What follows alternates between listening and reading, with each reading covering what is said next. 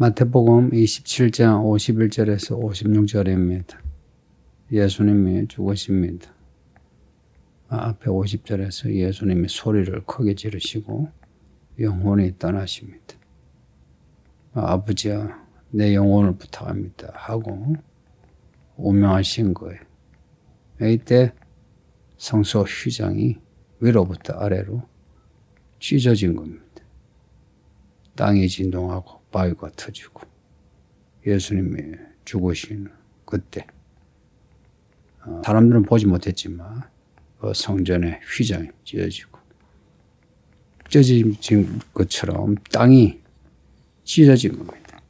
땅이 진동하고 지진이 나고 바위가 터지는 겁니다. 성소 휘장이 찢어졌다 하는 사건입니다. 성소와 지성소 사이의 커튼이 찢어진 겁니다. 지진이 일어나서 어쩌다 찢어진 게 아니고 그 하나님이 이 휘장을 찢으신 겁니다. 그 휘장은 그 청색, 자색, 홍색 실로 만든 천이에요. 그 천에 천사들을 수놓아 걸어 놓았는데 이 휘장이 성소와 지성소를 가릅니다. 성소에서 지성소로 들어가려면 대제사장이 1년에 한 번 들어갈 수 있어요. 들어가면 법궤가 있거든요. 그곳에서 하나님을 만나요. 1년에 한 번. 특별한 절차를 거쳐가지고. 근데 휘장이 찢어졌다. 성소와 지성소 간이 열린 겁니다. 닫힌 게 이제 열려. 예전에는 대제사장이 1년에 한 번 들어갈 수 있는 거. 이제 매일 들어갈 수 있습니다. 매일. 하나님을 매일 만난다. 이스라엘이 전혀 생각지 못한 사건입니다. 말 그대로 천지가 개벽하는 그런 사건이에요. 그래서 땅이 진동하고 지진이겠죠. 바위가 터지는. 실제로 이런 일이 일어났다고 봅니다. 이게 그냥 표현이 이렇게 과장해서 표현한 게 아니고 성소의 휘장이 찢어진 것처럼 땅도 찢어지며 무덤도 찢어졌습니다. 그 무덤이 열리면서 죽은 성도들이 많이 살아납니다. 무덤이 열리고 성도의 몸이 이제 일어나는데 이제 이게 부활입니다. 죽은 자의 부활이에요. 예수님이 십자가에 달려 죽으심으로 부활이 일어났는데 이 부활의 시점이 좀 헷갈려 하는데요. 뒤 53절 보면 예수의 부활 후에 저희가 무덤에서 나왔어. 말씀을 보면 이게 예수님이 죽으실 때에 부활한 게 아니고 예수님이 부활하실 때 함께 부활한 것으로 보입니다. 고린도전서 15장을 보면 고린도전서 15장 20절에 예수님의 부활이 살아 잠자는 자들의 첫 열매. 예수님이 첫 열매. 그 뒤로 죽은 자들의 부활이 따라서 일어난 겁니다. 그런데 52절만 보면 예수님이 죽으실 때 그때 죽은 자들이 일어난 것으로 보였는데 이제 아니고 53절이나 고린도전서 15장에서 예수님이 부활하실 때 부활과 함께 죽은 자들이 부활한 겁니다. 그 죽은 자들은 구약에서 하나님의 사람들로 믿음으로 살다가 죽은 사람들입니다.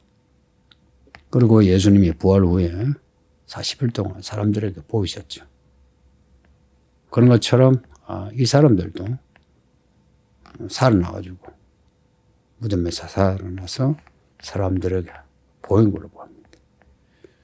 거룩한 성에 들어가. 거룩한 성은 예루살렘입니다. 성경에서 거룩한 성 하면 다 예루살렘입니다. 고로 이 무덤에서 살아난 자들이 예루살렘에서 많이 나타난 겁니다. 성경에 기록이 자세히 안 되어 있고 문헌이 남아있는 게 없어서 그렇지. 아마 예수님이 부활하실 때에 많은 죽은 자의 부활이 있었어. 그것을 목격한 사람들의 목격담 때문에 아마 사람들이 무서워서 떨었을 겁니다. 예수가 살아났다. 그런데 또 죽은 누가 살아났다. 봤다는 겁니다. 저는 이 사건이 실제로 있었다고 믿어요. 그리고 이 사건은 앞으로 훗날의 부활을 위하는 사건입니다. 예수님이 다시 오시는 날, 무덤에서 살아나서 하늘로 올라가는 사람이 있다는 겁니다. 우리가 자주 읽고 있는 데살로니가전서 4장 16절에 나팔 소리가 나고요.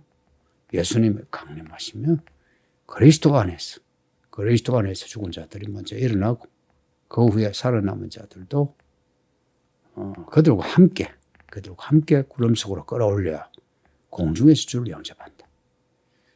이 구절을 그대로 받아들이면 예수님의 강림이 공중에서 강림하고 그리고 나중에 구름 타고 땅으로 강림하는 이중적입니다.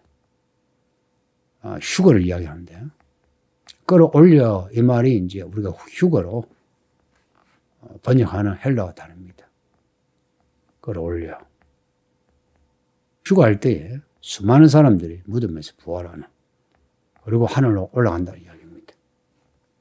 고린도전서 15장 아까 고린도전서 15장 말씀했는데 그 뒤에 그 뒷이야기에 15장 23절에 부활이 그리스도께서 강림하실 때에 그리스도에게 속한 사람에게서 부활이 있답니다. 말씀이 이렇게 반복해서 예언하니 이걸 사실로 받아들이는 거예요. 성도의 부활이 휴거 때 일어나는 걸로. 계시록 20장에 그 백보자 심판, 흰보자 심판, 최후의 심판 때의 부활은 뭐냐? 그 부활은 이 부활하고 좀 달라요. 바다와 음부에서의 부활이랍니다. 바다와 음부에서의 부활은 좋지 않아요. 그리스도 안에서의 죽음하고 이 죽음은 달라요. 그래서 20장에 이 몸이 다시 살아나는 이 부활은 우리가 말하는 그런 그리스도 안에서의 부활이 아니고 모든 죽은 자들이 나중에 심판을 받는 부활입니다.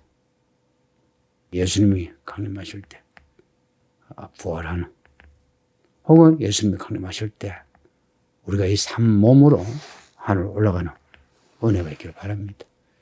이것을 경험한 사람들의 반응이 이제 이때 예수님의 죽음 그리고 지진이 나고 바위가 터지는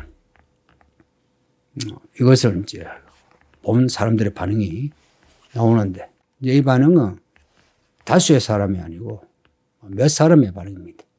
54절에 보면 백부장과 예수를 지키던 자들의 군사들의 반응. 이들은 직접 예수님이 죽으시는 과정을 직접 봤어요. 직접 보니까 예수가 사입이 아닌 겁니다. 난 일으킨 것도 아니고 정말 하나님의 아들인 거예요. 예수님이 죽으시면서 하신 말씀 아버지여 내 영혼을 부탁합니다. 혹은 다 이루었다. 약간 그 마지막 말씀을 하시고 운명하실 때에 진실로 하나님의 아들이었다고 이 백부장이 고백하고요. 그리고 군사들이 고백하게 됩니다. 그러니까 하나님의 아들이었다고 고백하는 거. 이 고백은 자기가 예수님을 시험할 때에 네가 하나님의 아들이며 라고 해요. 이게 뒤에 계속해서 헤롯과 대제사장도 네가 하나님의 아들이며 네가 하나님의 아들이냐 그래. 그리고 예수님이 십자가에 못 박혔어도 사람들이 네가 하나님의 아들이면 내려오라. 그 옆에 있는 죽어가는 죄인도 네가 하나님의 아들이며 하는 겁니다. 그런데 예수님이 진짜 하나님의 아들이시라는 증거예요. 그 증거라는 게 십자가에서 내려오는 증거가 아니고 십자가에서 죽으시는데 아버지 안에서 죽으시는 그걸 보고서 하나님의 아들이라고 고백합니다. 예수님이 우리의 진짜 구주라는 거, 그 증거가 뭐겠습니까? 날 위해 죽으신 거, 부활하신 거, 이게 증거지. 우리가 바라는 거, 그런 것이 그냥 다 이루어지는, 이것이 증거가 아닌 거예요. 55절에 여자들의 모습이 나오는데 이 여자들은 갈릴리에서부터 쫓아온 여자들입니다. 예수를 섬기며. 그러니까 이 여자들이 예수님을 섬기는 그 제자들 밥도 해먹이고 크고 작은 일들을 다 처리해온 그런 여자들입니다. 그리고 뒤에 사도행전에서 다락방에서 기도하는 여자들입니다. 막달라 마리아, 야고보와 요셉의 어머니 마리아, 세베대 아들들의 어머니, 주로 마리아 이름이 많죠. 그리고 제자들의 어머니, 예수님을 따라다니는 아들, 그 아들들을 위해서 이 어머니들이 섬기는 거예요. 이 서울이기는 교회도 그렇죠. 처음에 아들들이, 딸들이 오니까 어머니들이 그 아들들, 딸들을 위해서 교회 온 거 아닙니까? 똑같습니다.